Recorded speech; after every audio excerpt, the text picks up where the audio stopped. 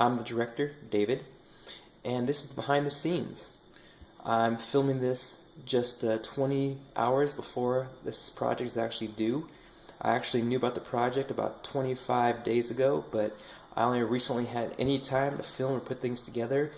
I'm moving, I have 4 kids, and I'm married, and so I was doing all that between this and just brainstorming ideas. I had a lot of different ones, but I had a lot of equipment malfunctions, and I ended up rethinking a million times.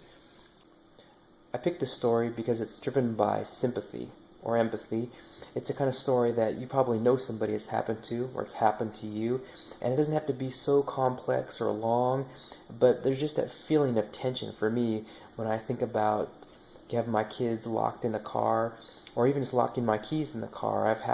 That's happened to me before, and I felt like it didn't have to be driven by special effects, and the sound and the script and everything else wasn't so much as important as showing people a situation that they could identify. I still managed to turn out something that I was actually interested in, and my brother was a big help. He'd never been behind the camera, had 0 hours of sleep, and he still mustered enough energy to help me with it, wrangle the kids, as well as hold up the camera while I was trying to do what I could.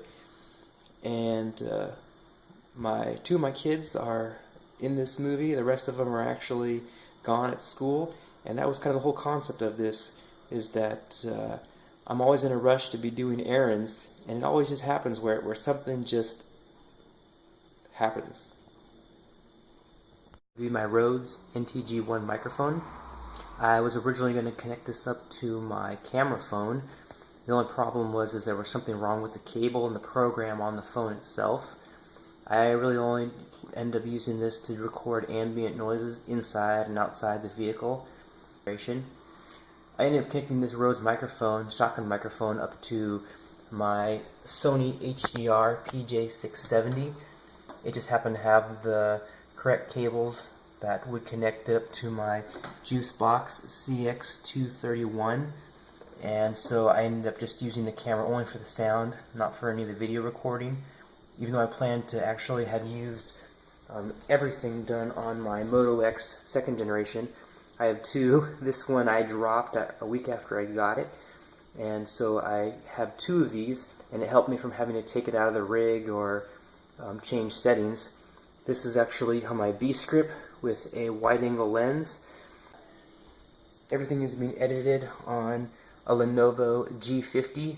I'm using Power Director, a Cyberlink Power Director.